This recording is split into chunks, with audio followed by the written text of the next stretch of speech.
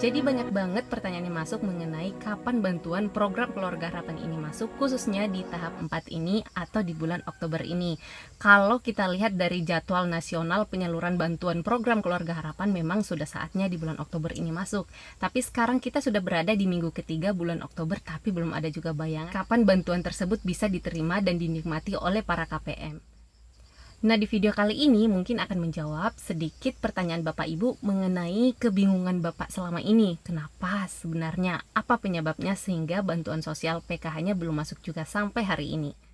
Jadi menurut pengamatan kami sebagai SDM PKH atau pendamping sosial program Keluarga Harapan, penyebabnya bisa jadi karena pusat masih menunggu pemadanan data atau perbaikan data-data KPM yang mana belum terselesaikan. Karena ada beberapa data KPM yang di tahap 1, 2, dan 3 sampai saat ini juga belum masuk di SP2D atau sampai detik ini dia belum menerima bantuannya sama sekali.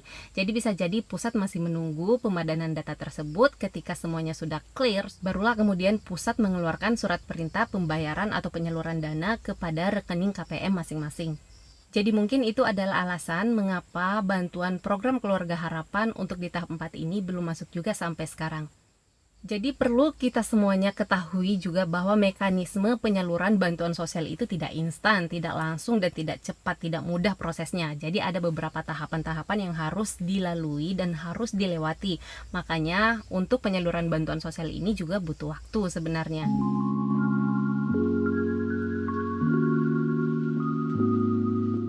Kementerian Sosial akan membuatkan SK atau surat keputusan terlebih dahulu kepada nama-nama KPM yang sudah valid datanya.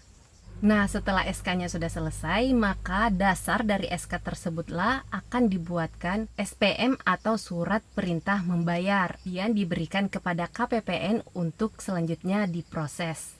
Nah, selanjutnya KPPN akan mengeluarkan SP2D atau surat perintah pembayaran dana pada nama-nama KPM yang sudah masuk nama-namanya di SK tadi. Dan yang keempat, setelah SP2D-nya sudah selesai, maka pihak dari KPPN akan memberikan SP2D tersebut kepada pihak Bank Himbara. Selanjutnya, Bank Himbara akan menyiapkan nama-nama KPM tersebut, lalu kemudian SP2D-nya akan diteruskan kepada pendamping sosialnya masing-masing. Nah, setelah itu pendamping PKH-nya akan mendapatkan daftar nama-nama KPM yang sudah masuk di SP2D dan siap untuk disampaikan kepada KPM masing-masing. Setelah itu, KPM tinggal menunggu proses Bank Himbara untuk melakukan transfer bantuan ke rekening KPM masing-masing. Jadi prosesnya lumayan panjang juga ya Bapak Ibu, itulah sebabnya kenapa bantuan program Keluarga Harapan ini seringkali mengalami keterlambatan. Nah, di sini Bapak Ibu semuanya harus tahu juga bahwa SP2D ini tidak diterbitkan sekaligus. Jadi contohnya di daerah Bapak Ibu itu ada 500 peserta PKH yang mendapatkan bantuan program Keluarga Harapan. SP2D ini tidak dikeluarkan sekaligus tapi per tahap atau yang disebut termin. Jadi ada namanya termin 1, 2, dan 3. Jadi dikeluarkannya itu bertahap, tidak sekaligus. Makanya kalau Bapak Ibu melihat tetangganya sudah cair bantuan PKH-nya tapi Bapak Ibu belum cair juga, bisa jadi Bapak itu berada di tahap selanjutnya. Karena dalam sekali periode penyaluran bantuan itu bisa sampai 10 tahap ya atau 10 termin. Jadi Bapak Ibu yang mungkin mengalami keterlambatan masuk menerima bantuannya, mohon bersabar saja, bisa jadi Bapak Ibu berada di tahap yang terakhir. Makanya Bapak Ibu mengalami keterlambatan menerima bantuannya.